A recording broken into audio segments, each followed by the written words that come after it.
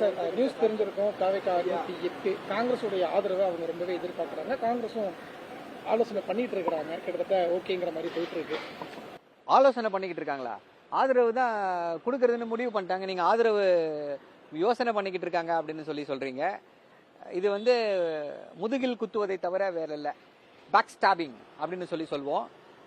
அதாவது அந்த RO returning officer வெற்றி சர்டிபிகேட்ல கையெழுத்து போட்ட அந்த ஈரம் காய்வதற்குள்ளாக நாங்க தாவேகாவிற்கு ஆதரவு அளிக்கிறோம்.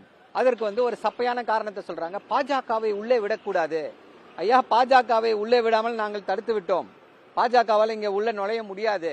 பாஜக RSS-ஐ தமிழ்நாட்டில் நுழைய விட மாட்டோம். அதை தடுத்து நிறுத்தாச்சு. தேர்தல்ல ஒரு resounding loss to them. AIADMK BJP ஒரே ஒரு இடத்துல மட்டும்தான் ஜெயிச்சிருக்கு பாஜக. சோ இது ஆல்ரெடி ஹஸ் பீன் அச்சீவ்ட். இப்போ இவர்கள் ஒரு 2-3 காங்கிரஸ்ல இருக்கக்கூடிய சிலருடைய ஈகோக்களை சாட்டிஸ்ஃபை செய்வதற்காக ஐ திங்க் இந்த முயற்சிகளை எடுத்துக்கொண்டிருக்கிறார்கள். என்ன சொல்லி ராகுல் காந்தியை இதுக்கு நம்ப வச்சாங்கன்னு நமக்கு தெரியல. அவர்கள் எதை பார்க்க மறுக்கிறார்கள்? எது இந்த ஈகோ அவர்களுடைய கண்ணை மறைக்கிறது? என்ன அப்படின்னா, இது காங்கிரசிற்கு இந்தியா முழுக்க எப்படிப்பட்ட ஒரு தாக்கத்தை ஏற்படுத்தும் அப்படின்றத பத்தி அவர்கள் கிஞ்சித்தும் சிந்திக்கவில்லை அப்படின்றது தெளிவாக பார்க்க முடிகிறது. ஐயா, அவங்களுக்கு தேவை தாவேகா 108 சீட்ல இருக்கு. இவர் போயிடுவாரு, சபாநாயகர் போயிடுவாரு. 107 திரு விஜய் அவர்கள் ராஜினாமா பண்ணணும். 2 கடை இதுல இருக்காரு. 106 அவங்களுடைய ஸ்ட்ரென்த். 12 எம்பிக்களுக்கு மேல அவங்களுக்கு தேவை. 5 எம்பிக்களை காங்கிரஸ் வைத்துக்கொண்டு நாங்கள் ஆதரவு கொடுக்கிறோம்னா அந்த 5 எம்பிக்கள் ஆதரவை வைத்து என்ன செய்ய முடியும்? அதே போல முக்கியமான விஷயம், அதிமுக ஆதரவு கொடுக்கிறோம் அப்படின்னு சொல்றாங்க. 47 பெருசா 5 பெருசா? 5க்கும் 47க்கும் வித்தியாசம் இருக்கு இல்லையா? அதிமுக ஆதரவு கொடுக்கிறேன்றாங்க.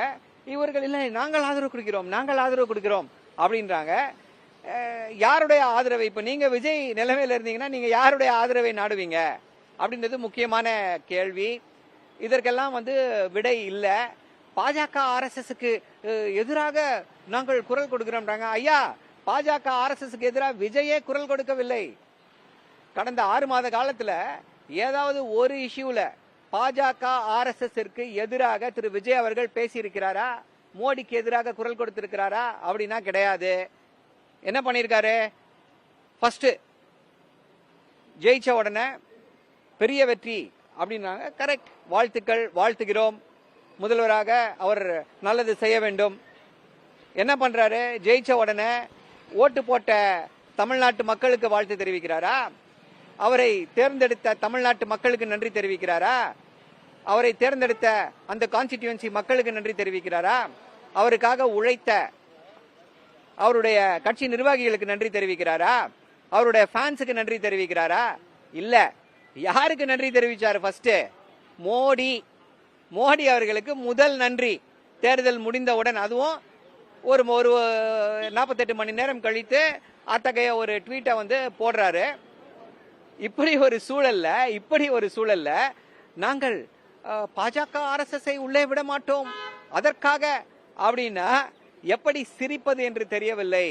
இப்போ முக்கியமான கேள்வி என்னவாக இருக்கிறது எல்லாரும் முன்னாடியும் அப்படின்னா, இந்தியா கூட்டணி கொள்கையால் விளைந்த கூட்டணி தொடர்ந்து காங்கிரசிற்கு எவ்வித சமரசமும் இன்றி ஆதரவு தெரிவித்தோம். எந்த சமரசமும் இன்றி பாஜக RSS-ஐ எதிர்த்த ஒரே இயக்கம் திமுக, ஒரே தலைவர் திரு மு.க. ஸ்டாலின் அவர்கள். இப்படி ஒரு சூழல்ல இந்த காரணத்தை சொல்லி பாஜக RSS வந்துவிடக் கூடாது என்பதற்காக தாவேகாவிற்கு ஆதரவு அப்படின்னா, ஐயா, இதை எப்படி ஏற்றுக்கொள்வார்கள்? இந்தியா முழுக்க இது இந்தியா கூட்டணியில் இருக்கக்கூடிய மற்ற தலைவர்கள் முன்னிலையில அவர்கள் மத்தியில எப்படிப்பட்ட ஒரு தாக்கத்தை ஏற்படுத்தும்? The big fight is 2029. அதற்கு எல்லாருடைய ஆதரவும் தேவை. காங்கிரஸ் கண்டிப்பா தனியா பாஜகவை அவர்களால கனவில் கூட வீழ்த்த முடியாது. கூட்டணி இருந்தால்தான் ஜெயிக்க முடியும். திரு அகிலேஷ் யாதவ் அவர்கள் அடுத்து காங்கிரஸோட உத்தரப்பிரதேசத்தில் கூட்டணி அமைக்க தயாராக இருக்கிறார். அவர் என்ன நினைப்பாரு? உத்தவ் தாக்கரே அவர்கள் என்ன நினைப்பாரு? தேஜஸ்வி யாதவ் அவர்கள் என்ன நினைப்பாரு? இப்படி ஒரு நம்பகத்தன்மையற்றவர்களோடு கூட்டணி வைக்க வேண்டுமா அப்படின்ற அந்த ஒரு நிலை வராத. தலைவர்களை விடுங்கள். அந்த மக்கள் மத்தியில இது எப்படிப்பட்ட தாக்கத்தை ஏற்படுத்தும்? உத்தரப்பிரதேச மக்கள் இப்படி ஒரு ஏற்கனவே கூட்டணியிலிருந்து முதுகில் குத்திவிட்டு சென்று விட்டார்கள். இப்ப திருப்பி உத்தரப்பிரதேசத்துல மக்கள் இதை எப்படி ஏற்றுக்கொள்வார்கள்? சோ இதையெல்லாம் பற்றி யோசிக்காமல் ஒரு 4-5 காங்கிரஸ்ல இருக்கக்கூடியவர்களுடைய ஈகோவை சாட்டிஸ்ஃபை பண்றதுக்காக, to satisfy their inflated egos, is this decision being taken? இன்னொரு முக்கியமான கேள்வி என்ன வருது அப்படின்னா, ஐயா இது வந்து பெரிய முடிவு, பாஜக RSS உள்ளே விட்டுவிடக் கூடாது, தைரியமா தலைமையில இருந்து அறிவிங்க. ஏன் தலைமையில் அறிவிக்க ஏன் அச்சம் உங்களுக்கு? என்ன அச்சம்? காங்கிரஸ் தலைமை அறிவிக்க வேண்டியது தானே, நாங்கள் தாவேகாவிற்கு ஆதரவு கொடுக்கிறோம்னு அறிவிக்க வேண்டியது தானே. அதுலயும் பயம் உங்களுக்கு. இதை வந்து தமிழ்நாடு காங்கிரஸ் தலைமை முடிவு செய்யும் அப்படின்னு சொல்றாங்க. அப்ப என்ன இது என்ன மெசேஜ் கொடுக்குது?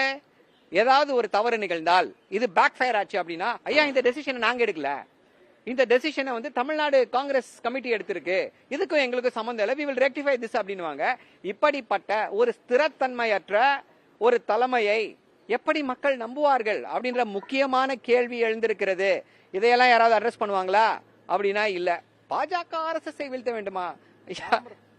காமராஜரை வந்து விஜய் பேசுறாரு, காமராஜர் கொள்கையில அவர் உயிர்ப்பட பிடிக்கிறாரு, ஆனால் அவருடைய ஆதரவு கேட்கக்கூடியதுக்கு பரிசீலிக்கணும் அப்படின்னு நாங்க மாநில தலைமைக்கு உத்தரவிட்டு அந்த கட்சியுடைய பொதுச் செயலாளர் KC வேணுகோபால் எனக்கு பேட்டி கொடுத்திருக்காரு.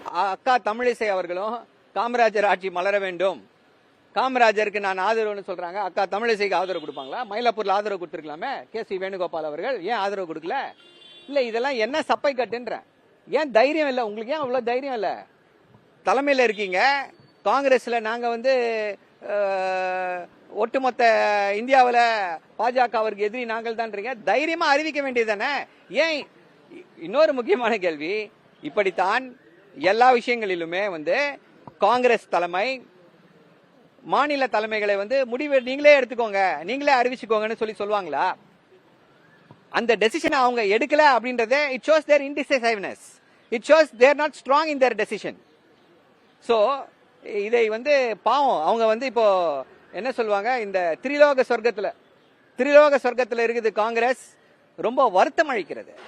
அதாவது 2019 எல்லோரும் எள்ளி நகையாடினார்கள்.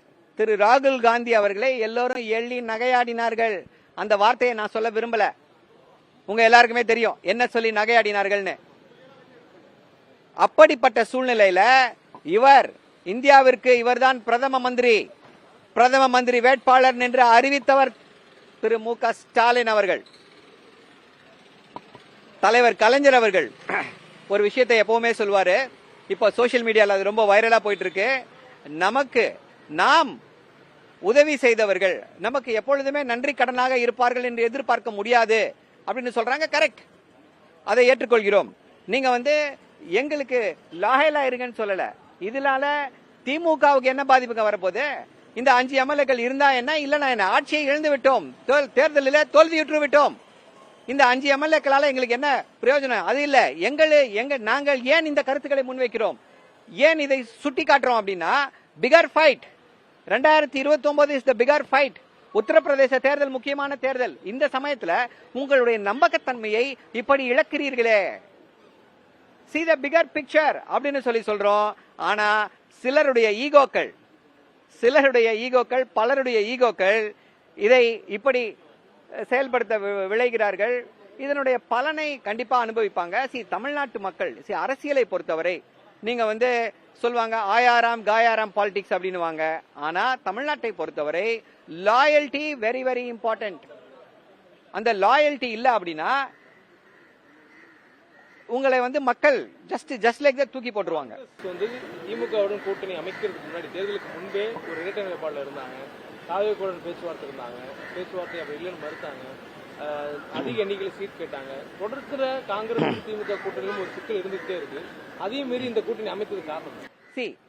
உங்களுக்கு இந்த கூட்டணி விருப்பம் இல்லை அப்படின்னா தைரியமா வெளில போயிருக்கலாமே. கூட்டணியில இருந்து ஒரு ராஜ்யசபா எம்பியை வாங்கிட்டீங்களா? ராஜ்யசபா எம்பி சும்மாவா? ஒரு ராஜ்யசபா எம்பி அது எவ்வளவு பெரிய லீவரேஜ் கொடுக்கும்? எதற்காக தமிழ்ல திமுக வந்து ஒரு ராஜ்யசபா எம்பியை விட்டு கொடுத்தது? ஏன்னா உங்களுடைய குரல் அங்க பாஜக RSSக்கு எதிராக அந்த குரல் அங்கே ஒலிக்கும். அப்படின்னு தானே சொல்லி விட்டு கொடுத்தோம் ஒரு ராஜ்யசபா எம்பிய. அதை வக்கணையாக வாங்கிக்கிட்டீங்கல்ல, இப்ப ராஜினாமா செய்திருவார்களா? வேண்டான்னு சொல்லி கொடுத்துருவாங்களா? என்ன லாஜிக்?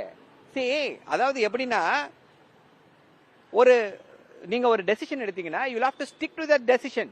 அதுதான் லீடர்ஷிப். தேர்தலில் தோல்வியுற்றது திமுக, அதனால நாங்கள் வருறோம் அப்படின்னா, அப்ப 2019 திமுக அதை செய்திருக்கலாமே, 2024 செய்திருக்கலாமே. அதுதான் வந்து ஒரு சீரிய தலைமைக்கும் ஒரு சிறப்பான ஆளுமை மிக்க தலைமைக்கும் இப்படி ஒரு யார் வேணா டெசிஷன் இன்ஃப்ளூயன்ஸ் பண்ணலான்னு இருக்கக்கூடிய தலைமைக்கும் இருக்கக்கூடிய வித்தியாசம். சோ இதை வந்து அனைவரும் உணர்ந்திருக்கிறார்கள். காங்கிரஸ் செயல்பாடு நீங்க ஒட்டுமொத்தமா ஒரு வரியில சொன்னா பேக் ஸ்டாபிங், பேக் ஸ்டாபர்ஸ். யாருக்கு முதுகுல குத்திட்டாங்க? ஓட்டு போட்ட தமிழ்நாட்டு மக்களுக்கு, இந்த வெற்றியை கொடுத்த அந்த தொகுதி மக்களின் முதுகில் குத்தி இருக்கிறது காங்கிரஸ். இதுல திமுகவுக்கு எந்த சம்பந்தமும் கிடையாது. அதான் திருப்பியும் சொல்றேன், மீண்டும் சொல்கிறேன், ஐயா உங்க 5 எம்எல்ஏ வால எங்களுக்கு எந்த பிரயோஜனமும் கிடையாது. ஆனா மீண்டும் சொல்கிறேன், look at the larger picture. 2029 தேர்தலில் என்ன நடக்க போகிறது? கூட்டணியில காங்கிரஸ் இருக்கிறாங்களா, வெளியே இருக்காங்க? அது காங்கிரஸை பார்த்து தான் கேட்கணும் நீங்க. திமுக நிலைப்பாடு இதுல ஆதரவு கொடுக்கறேன்னும் போது அப்புறம் அவங்க கூட்டணியில இருந்தா என்ன, இல்லனா என்ன? இருக்காங்க இல்ல அப்படிங்க சார், அதாவது கூட்டணியில இருந்து ஜெயிச்சிருக்காங்க, ஜெயிச்சிட்டு 5 எம்எல்ஏக்களை வைத்து நாங்கள் எதிர்கட்சிக்கு, திமுகவை விமர்சித்த, திமுகவிற்கு எதிராக களம் கண்ட எதிர்கட்சிக்கு போய் நாங்க வந்து ஆதரவு கொடுப்போம்னு சொன்னா அப்புறம் அவங்க கூட்டணியில இருந்தா என்ன, இல்லனா என்ன? தமிழ்நாட்டு மக்களுக்கு நல்லா புரியும் அவங்க கூட்டணியில இருக்காங்களா இல்லையான்ட்டு. டிவிகே ஆட்சி அமைக்கல, அதுக்குள்ள பாத்தீங்கன்னா ஒரு 2 பிரச்சனை வந்துருச்சு. அதாவது அவங்க கட்சியை சேர்ந்த நிர்வாகிகள் ஒருத்தர் பாலியல் போக்சோல மாட்டிருக்காரு. அதே போல ராயபுரம் சட்டமன்ற உறுப்பினர் பாத்தீங்கன்னா வாழை வச்சு கேக் வெட்டுறாரு ஜெயிச்ச எம்எல்ஏ கண்டிட்டு. இது எப்படி பாக்குறீங்க? இதுக்கு திமுக தாங்க காரணம். திமுக நடத்திய 5 ஆண்டு கால ஆட்சியினாலதான் இதெல்லாம் நடக்குது.